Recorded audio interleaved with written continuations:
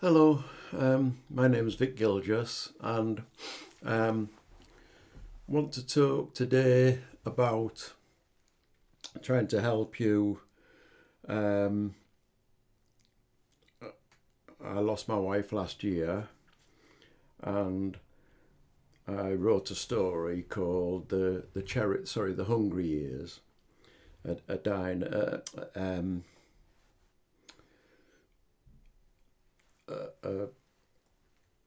a song by Neil Sedaka. Sorry, Neil Sedaka. And it was basically about how when my wife and myself were young, being when my wife was a teenage bride, when we were young and like all young people are when they first get married, most young people are hard up and struggling and striving. We managed to do that. And so I was thinking about my wife and having lost her last year and how I could make a podcast that would help people, but it got a bit moribund because the Hungry Years talks about looking through the tears. I remember the hungry years, and certainly we did have the hungry years, but I had to. I didn't want to do it at first. The talk was just going to be on that about how nice it was when we're all struggling and getting by and time's gone past. But I had to be honest with myself and say, at those times, whilst there were very good times, there were very bad times. I mean, in actuality, trying to pay the bills and get by and go out to work, and my wife going out to work and bringing up kids, it wasn't always smiles. It wasn't always nice memories. Although it is nice because of our thought system that we do like to dwell on cherished memories, and that I'm a one for songs because that brought up an Eddie Cochran number called Cherished Memories. The way we loved, the way we laughed, and all the rest of it, cherished memories. Um, uh, and that is a good thing about thought. We have the power to choose the good, helpful memories, the nice things. But as I mentioned previously, it's a two-edged sword. We can often, as I'm mentioning just now, we can often get too moribund about it all and just dwell on the bad stuff. So I don't want to do that today. I want to try and move the conversation on a little bit to how we do get by in bad times and good. And when I was with my wife, and this would be in the latter days of my wife being with me, in fact, a fortnight prior to my wife passing, we'd gone to a place, and we were in a group with people, and my wife just came across to me and just held me and gave me a cuddle. And at the time, I felt a little bit embarrassed. And I said to her, well, more, I didn't, I don't think I did say it, but it was kind of, well, excuse me, but people are looking at us. That's very nice of you to do that and all the rest of it. But I didn't know my wife was going to pass. And now that is a cherished memory when I think of that. And she just did it out of the blue. Why she did it, I don't know. At the time, I was a little bit embarrassed, but that was nice. And I suppose, and the title of this, I would call this talk is Grace. I would say that just before I lost my wife, Grace was starting to enter my life to help me. And the night before my wife passed, we were watching television. And it was a Dinah Ross, the singer, show.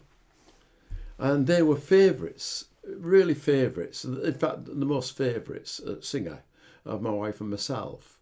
And she was in some concerts singing away, and my wife was dozing away, but I was just holding her hand and just thinking, that's so nice. And again, at that moment, I didn't realise the impact of why that was on. It was like fortuitous that it was on. But there you are. That actually happened. And those are the things that, whilst my wife was, because she had Alzheimer's, she wasn't always present and what have you, and it was difficult times for both of us. Those are times like the cuddle in the gym, listening to Diana Ross, just holding hands, just being in the present moment with each other. So it wasn't anything that was, we were drinking good coffee or having a nice beer or the entertainment was particularly good. It was just that was just happening. The life around us was just conspiring to give us something from it. And I call that grace. Now, I used to work in the aircraft industry, and we always looked at the technical side of things, of how to best fly an aeroplane. And some of the things that went against flying an aeroplane efficiently were called drag factors. And I think in life, the drag factor is the fact that we dwell on the gas bills, we dwell on the difficult times, and we only want the good times, obviously, because we, like an airplane, we don't want drags, we want to fly well. But certainly grace is not a drag factor in those terms. Grace is a thing that helps you fly, helps you live. And it is about the present moment. So whilst it's nice, and I've talked about thought is wonderful thing because we have the ability to go back into the past and resurrect good memories.